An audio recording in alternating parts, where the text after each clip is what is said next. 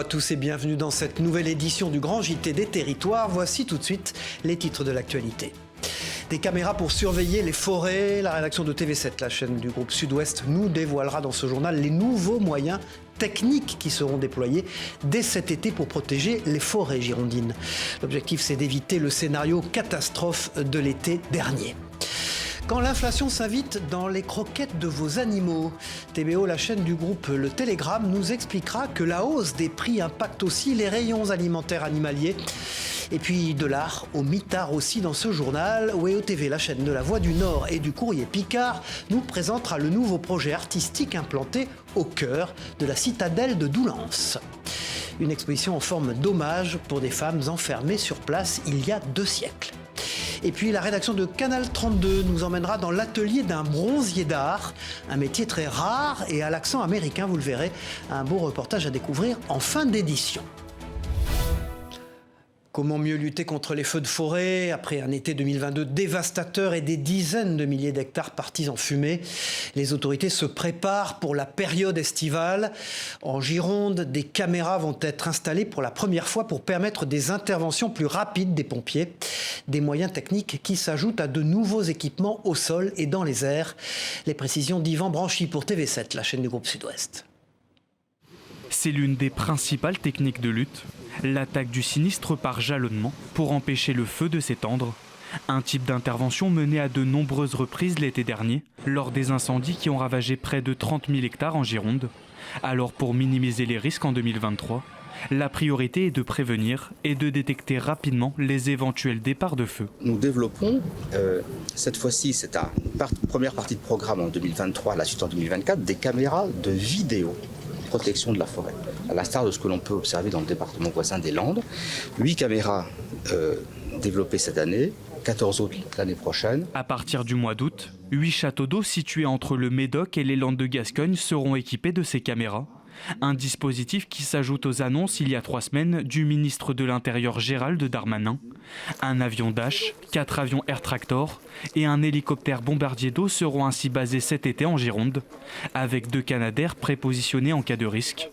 Les 36 millions d'euros supplémentaires de l'État permettront aux sapeurs-pompiers du Sud-Ouest d'acheter des camions et de renforcer l'effectif en cas de risque modéré. C'est effectivement y avoir une présence dans le massif de la DFCI, de la part des forces de l'ordre, notamment les gendarmes, mais les policiers, mais également les sapeurs-pompiers dans le cadre de dispositifs qu'on va mettre sur le terrain en fonction du niveau de risque. C'est également une action de communication pour, à travers la météo des feux, pour, informer et sensibiliser la population qu'il faut faire attention à notre massif. Un massif sous haute surveillance cet été, que le préfet pourrait interdire d'accès si le risque est jugé trop important. Voilà, et pour lutter contre les incendies, les pompiers peuvent aussi compter sur la solidarité du monde viticole. Dans les Pyrénées-Orientales, d'anciennes cuves à vin servent désormais de lieu de stockage pour l'eau. Des réserves précieuses en cas de feu et qui évitent d'utiliser l'eau potable. Les détails avec ce sujet d'Alizé Marty pour Via Occitanie. Situé en plein cœur des Fenouillèdes, le barrage de Caramani alimente différents canaux d'irrigation, comme celui-ci.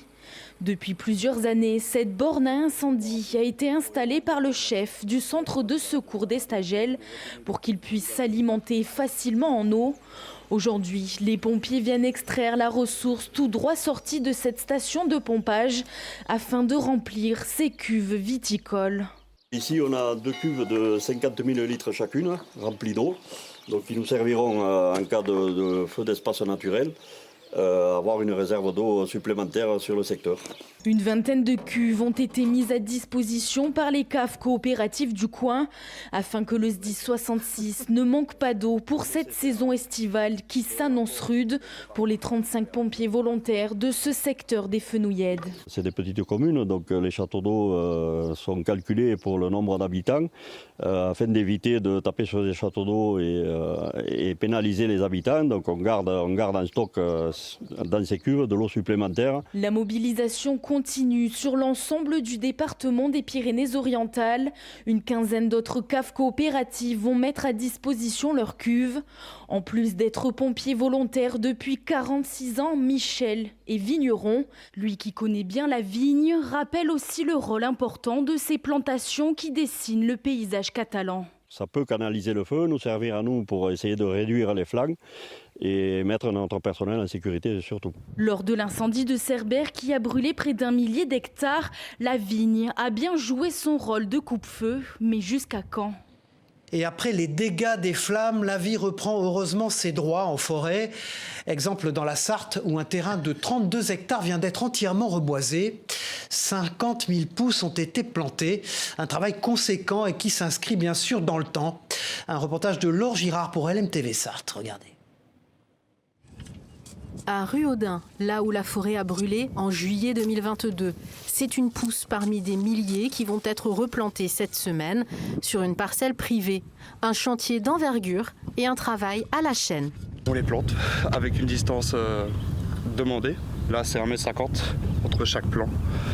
Et on continue comme ça jusqu'à 17h. Mais on peut monter à 1000, 1100, 1200, tout dépend de notre forme.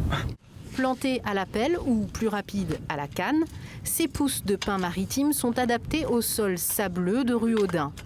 Mais on met aussi d'autres essences, et notamment du feuillu par îlot et par ligne pour la diversité de la parcelle. Voilà, ça participe aussi à ce qui est mis en place aussi aujourd'hui pour essayer d'éviter que les mêmes choses se reproduisent, c'est-à-dire notamment les feuillus qui vont brûler moins vite que les résineux, donc ça va permettre de temporiser un petit peu par endroit le feu le temps que les secours interviennent. Un chantier débuté à l'automne dernier. Il a d'abord fallu déboiser et valoriser les souches qui pouvaient l'être. Mais pour replanter une parcelle aussi vaste, de 32 hectares, il a aussi fallu faire appel à la générosité d'entreprises partenaires pour récolter un budget de 250 000 € sans fonds publics. L'entreprise Écoterie apporte cette aide technique et financière aux propriétaires privés pour reboiser massivement. C'est une entreprise qui est leader européen des solutions fondées sur la nature et donc qui va permettre aux entreprises et aux particuliers de s'engager pour la restauration des écosystèmes, pour la préservation de la biodiversité. Là on est sur la plantation qui dure à peu près une semaine pour la moitié de la parcelle et une nouvelle semaine donc l'année prochaine pour l'autre moitié de la parcelle. Et puis ensuite on a évidemment tout le suivi qui va se faire par étapes chaque année. En attendant que ces pousses deviennent grandes et ramènent toute la biodiversité qui existait avant sur cette parcelle. Aymeric Caron était l'invité jeudi matin de l'émission Face au territoire sur TV5 Monde. Le député La France Insoumise a été questionné notamment sur son engagement pour la cause animale. Écoutez ce qu'il a dit. Les sondages nous disent qu'entre 8 et 9 Français sur 10 souhaitent la fin de la corrida. Et néanmoins, on a vu que ma proposition de loi a été bloquée à l'Assemblée. Ce blocage a été permis par l'imperfection de nos institutions. Je vais peut-être pas revenir dans le détail des choses, mais bref, c'était présenté dans le cadre d'une niche parlementaire qui est limitée en temps. Et donc, il y avait tellement d'amendements farfelus qu'on a été obligé de retirer. Oui, moi je vais d'abord... Vous comptez poursuivre ce combat? Ah, mais évidemment. Je vais pas rentrer dans les choses techniques. Là, je suis en train de passer par la commission des lois pour leur demander de remettre le sujet dans l'hémicycle. Mais simplement, il faut que pour ça que je puisse convaincre d'autres groupes que la France Insoumise. Vous constatez que lorsqu'une municipalité organise une feria, en réalité, il y a à peu près 5% seulement des spectateurs. Imaginons qu'il y ait 1 million de personnes qui viennent, il n'y en a que 5% qui vont se déplacer à une corrida. Et on pourrait même imaginer la chose inverse, c'est-à-dire que s'il n'y avait plus de corrida, il y a peut-être plus de gens qui iraient aux férias. Face au territoire avec Aymeric Caron est à voir ou à revoir sur le site internet de TV5 Monde et sur celui des partenaires de l'émission Ouest France, Nice Matin, France Antilles, 20 minutes, La Montagne Centre France et le magazine Le Point. Allez, passons à un sujet qui doit forcément préoccuper Aymeric Caron, avec la problématique qu'auront sûrement remarqué les propriétaires d'animaux de compagnie, la hausse des coûts de l'alimentation animale, plus 20% en quelques mois. Conséquence, les propriétaires sont désormais plus attentifs à l'heure d'acheter des croquettes ou du pâté pour leurs compagnons à petites pattes. La preuve avec ce sujet d'Enora, le nôtre pour TVO, la chaîne du groupe Le Télégramme en Bretagne. Allez, gâteau! C'est l'heure de manger pour Gâteau, mais depuis quelques mois, sa propriétaire Marie-Catherine fait attention aux quantités. Le prix des croquettes a augmenté et elle a dû s'adapter. Alors pour leur santé, non, j'ai pas voulu. Effectivement, je préfère privilégier les croquettes de bonne qualité. Maintenant, j'essaie quand même un petit peu de les rationner. C'est vrai que le côté à volonté est un petit peu moins par rapport au prix. Depuis fin 2022, l'alimentation animale fait face à une hausse des prix d'environ 20%. Une augmentation qui impacte les propriétaires d'animaux, mais aussi les refuges animaliers. Marie-Catherine est la secrétaire de l'association Ticha 29, une association de sauvetage de chats qui ne vit que de dons.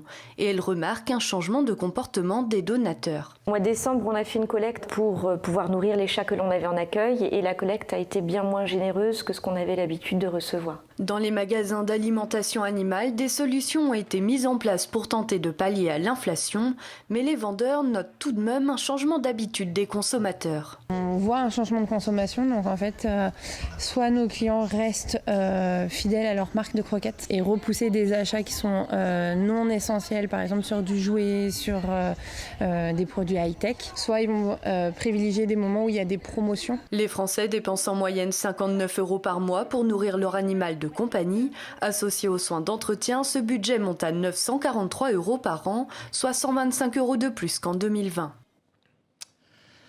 Voilà, et dans ce contexte de hausse des prix, les chiffres de l'emploi, eux, demeurent positifs, moins de chômeurs et des offres qui peinent à trouver preneurs. À l'instar des métiers de la restauration, ceux des travaux publics sont également à la recherche de candidats pour répondre à la demande du marché. Exemple à Limoges, où le centre de formation et d'insertion au métier du BTP propose plusieurs voies professionnelles vers l'emploi. Images et propos recueillis par Alain Druot pour 7 à Limoges. On intervient spécifiquement sur 4 grandes familles de métiers qui sont les plus demandeurs d'emploi à l'heure actuelle. Le métier de canalisateur, le métier de maçon VRD, constructeur de route, le métier de conducteur d'engin de chantier et le métier de monteur de réseau électrique.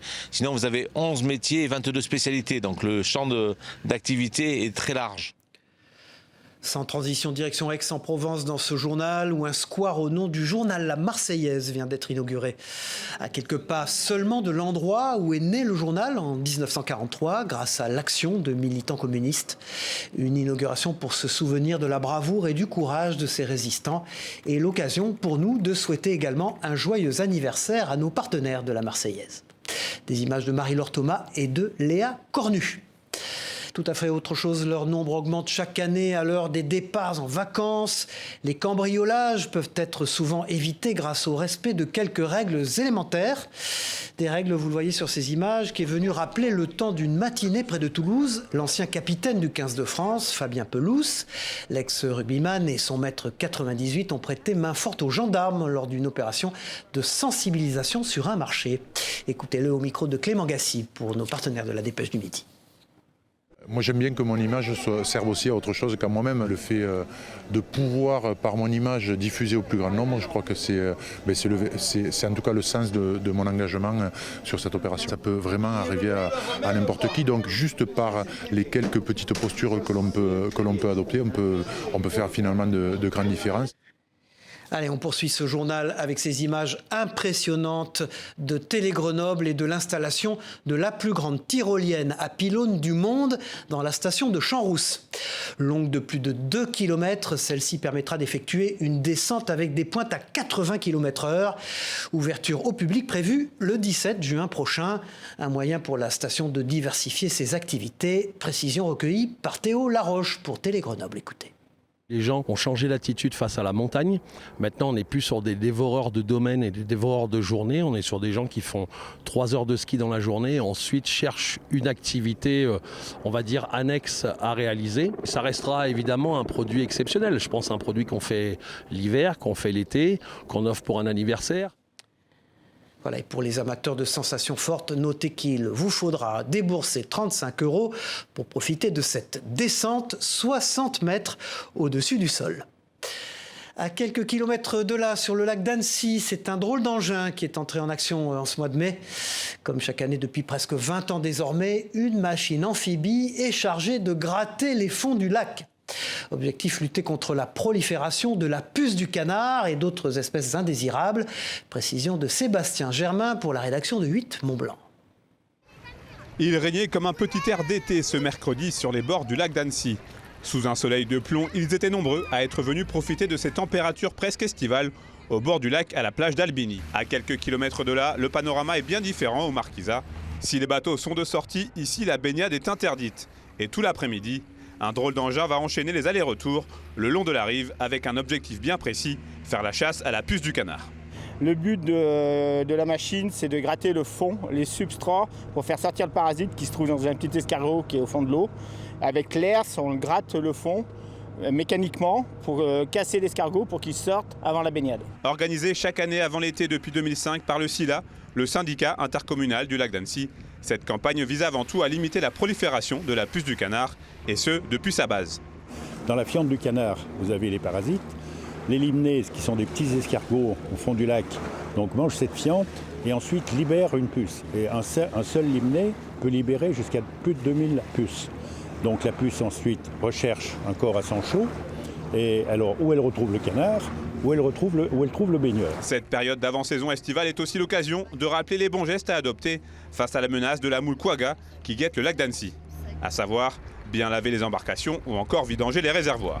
Pour le moment, il n'y a pas de moule quagga dans le lac d'Annecy, mais c'est encore plus important de redoubler de vigilance parce qu'on sait que le lac Léman est infesté, on sait que le lac du Bourget est infesté et que ça a des impacts extrêmement importants sur la distribution de l'eau potable. À Annecy, 70% de l'eau potable est distribuée et vient du lac, donc c'est important de préserver nos canalisations d'eau potable, sinon ça coûterait extrêmement cher. Cette opération anti-espèces aquatiques indésirables va durer jusqu'au 22 mai 2023 sur 6 plages tout autour du lac, entre Annecy et Sevrier.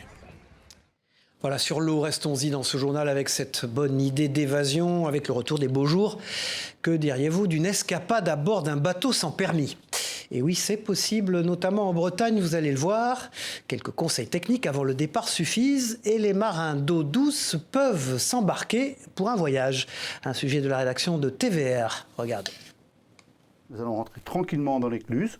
On s'amarre avant l'écluse ou... Naviguer sur un fleuve, pour ce couple brestois, c'est une première. Ici, vous avez le klaxon. Okay. C'est tout. Et le stop, du coup, il est qu'en bas. Et qu'en bas. Durant 3 jours, Anne-Isabelle et Sylvain vont remonter la Vilaine et l'Aff de Guy Primessac jusqu'à la Gacilly.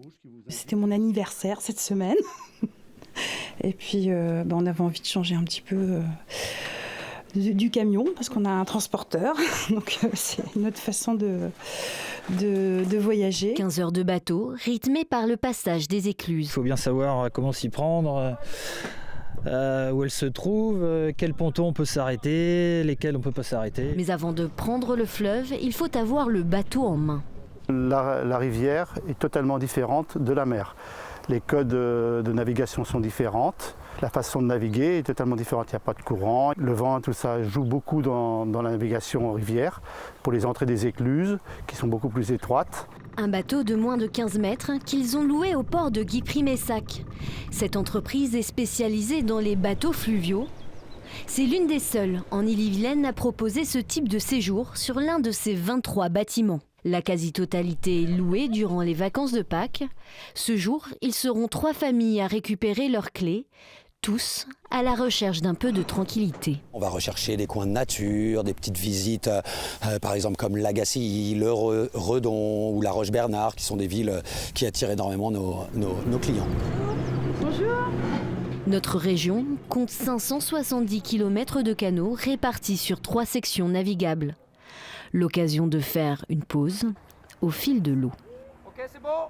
Allez, bonne croisière à vous. Voilà, et si l'art prenait possession du mitard, à Doulins, dans la Somme, un collectif de street artistes a investi, le temps d'une exposition éphémère, l'historique citadelle de la ville.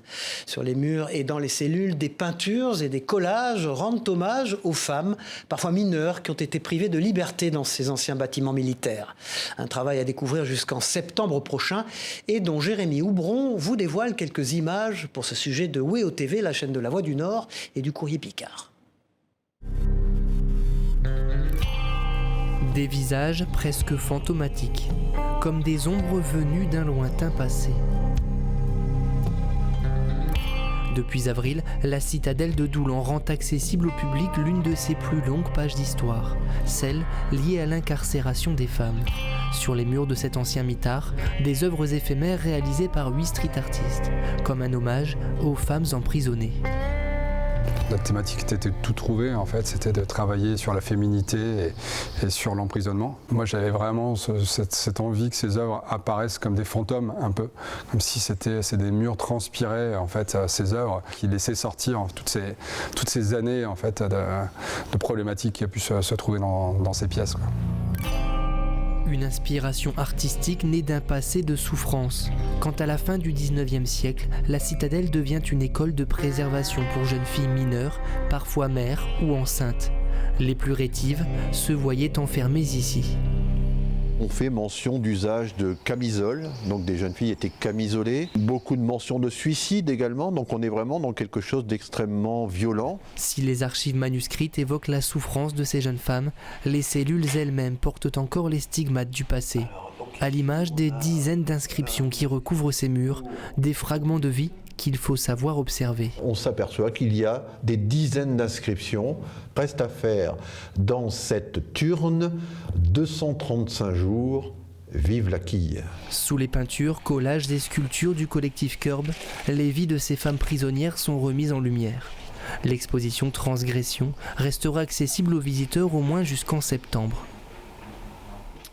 Voilà de la culture encore en milieu carcéral avec cette fois-ci un concert et un atelier musical dont ont pu profiter une cinquantaine de détenus d'un centre pénitentiaire martiniquais.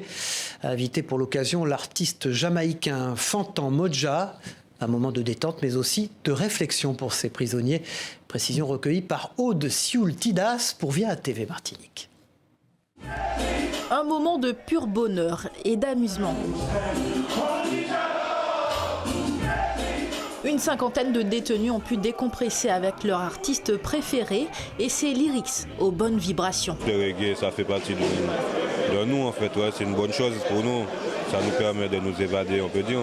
Bon, on apprécie, puisque ça fait du bien, ça remonte le moral. Et puis bon, d'avoir un artiste comme Fantan Modja, on va dire que c'est pas donné à toutes les prisons. Pour la première fois au centre pénitentiaire de Ducos, des détenus de différents secteurs se sont rassemblés, des prévenus à ceux ayant de lourdes peines. Ils étaient accompagnés d'agents pénitentiaires qui ont eux aussi apprécié le moment. Ils ont le droit de s'amuser, ils purgent leur peine, mais ils ont quand même le droit de fêter, ils ont quand même le droit de s'amuser. Et c'est un moment intéressant pour eux. Ce rassemblement festif n'était que de courte durée et a débuté par un groupe de paroles pour motiver les détenus et lutter contre la récidive. Il faut savoir que ce n'est pas un concert, c'est un atelier qui fait partie d'un programme éducatif destiné à des détenus qui payent leurs dettes à la société, mais qui ont besoin aussi, comme tout à chacun, de prendre des temps de réflexion sur des questions peut-être qui se posent seuls au fond de leur cellule. L'artiste Fantan Modja a aussi encouragé les détenus afin de faire en sorte qu'ils aient une deuxième chance.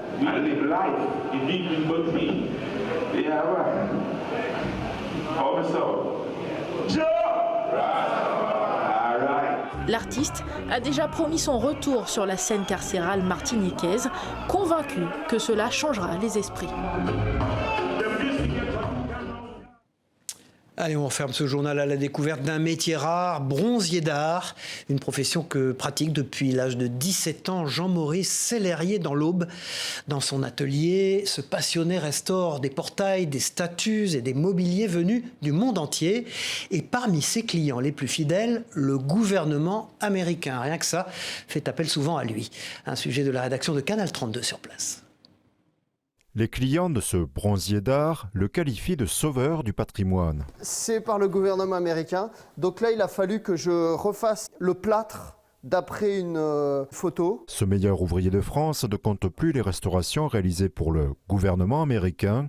Dans son atelier de Vulaine, la dernière a nécessité 4 mois d'efforts. Alors sur le portail, j'ai refait tout le mécanisme qui permettait de l'ouvrir. Il y a tellement de manutention sur ce type de produit qui dépasse la tonne que chaque manipulation est très longue. Les patines sont en cours de finition. Hormis les aspects mécaniques, sa mission consiste parfois à recréer des pièces. On pourrait bien évidemment refaire le médaillon central à l'identique. Si 90% de ces commandes sont vouées à l'export, une exception auboise est en cours de restauration. Pour la ville de Troyes. Intitulée L'idylle ou la pêche, cette sculpture orne la place Foch à Troyes. Jean-Maurice l'a créée à partir d'un moulage de l'œuvre originale de Joseph Marius. Aujourd'hui, cette copie a subi les affres du temps. Jean-Maurice Sellerier a commencé son parcours d'apprentissage à l'âge de 17 ans au sein de plusieurs écoles, dont Boulle.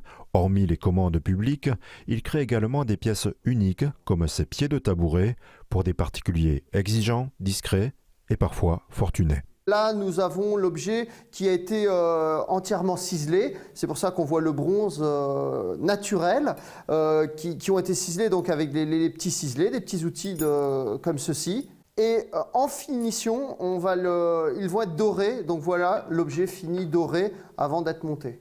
Le métier de bronzier d'art étant peu répandu, grâce à son savoir-faire, les commandes se succèdent constamment. Voilà, c'est la fin de cette édition. Merci d'avoir suivi ce grand JT des territoires. On se retrouve très vite pour une prochaine édition. Au revoir à tous.